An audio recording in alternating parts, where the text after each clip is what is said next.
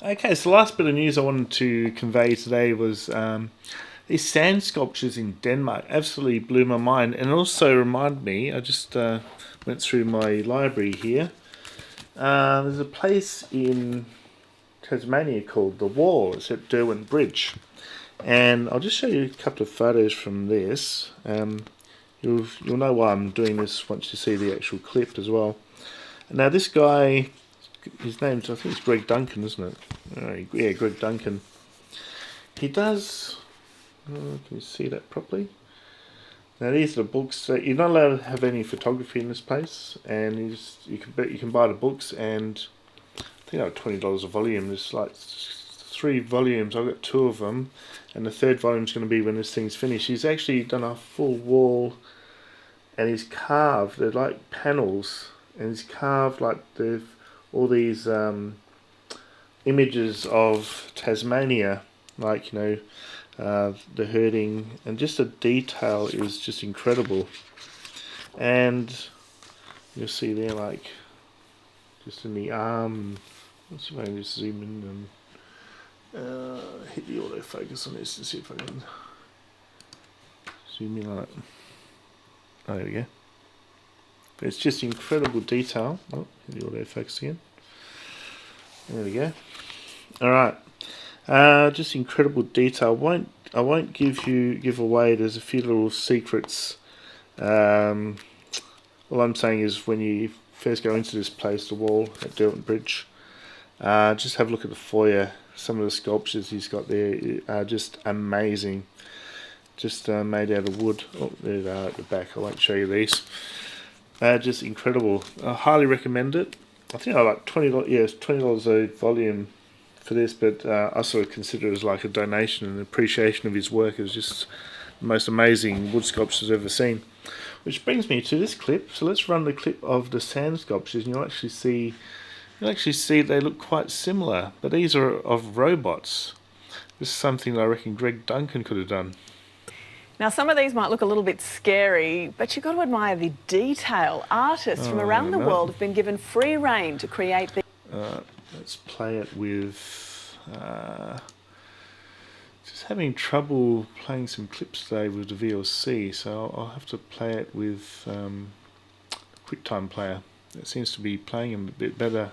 I just need to change the window. Sorry, guys. Need to change the window to QuickTime. I don't like doing any editing. I just I just run it. This is all live. This is like a live TV show. Here we go. Now, some of these might look a little bit scary, but you've got to admire the detail. Artists from around the world have been given free rein to create these single sand sculptures, which... So you can still see there, it's the same sort of concept. It's like a wall of sand, and they've done the sculpture over the top, like, into the wall. On display inside a 200-metre sand sculpture wall in Denmark. The wall took the artists 10 days to construct. The theme for this year's festival was robot. That only took 10 days to do, the actual sculptures. It's incredible. That's what she just said. That's what the word said, but that does seem rather incredible, doesn't That's it? insane. We don't believe it. No. No, it's amazing. You're calling fake news on me. Jane. Wow, look at this work. That's really amazing. Wow. All right, we've got a lot of work to do this summer, dads and mums. You've got to really up our games. When it comes to Where'd they get all the sandcastles. sand from? I mean, it's a lot of beach? sand to You got truck to in. you got to truck that in.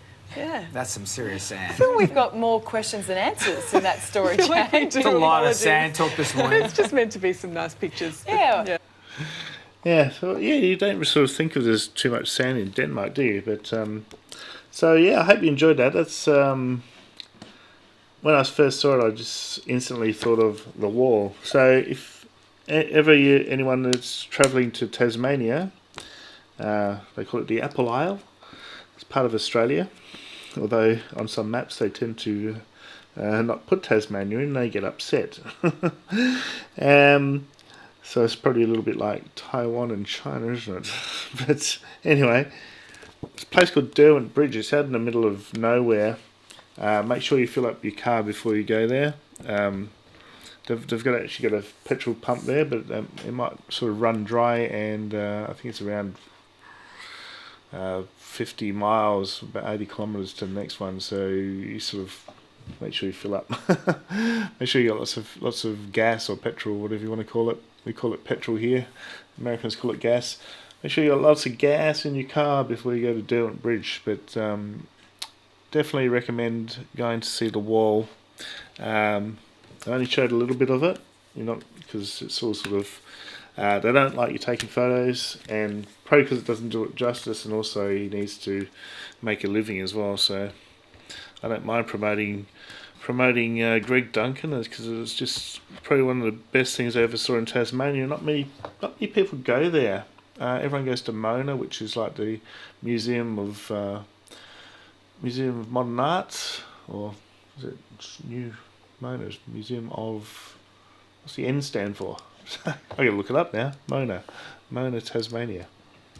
That's just sort of outside of Hobart. Mona, Tasmania. Or is it MoMA? No, it's Mona. Museum of New Art, Museum of Old and New Art, Mona. Yeah, that's definitely worth going. It's a little bit out there. Very, very sort of, yeah. I won't give that away either. Just go see Mona. And what else in Tasmania is worth going to see? While we're on the subject of Tasmania, Cradle Mountain, Deloraine. Go to the 1950s Cafe Deloraine. There's another place called something Harbour as well. It's just up near up the top there on the north. Definitely Bay of Fires, St Helens. So much to see. Also Port Arthur, which is one of the first convict colonies in Australia. Just so much to see.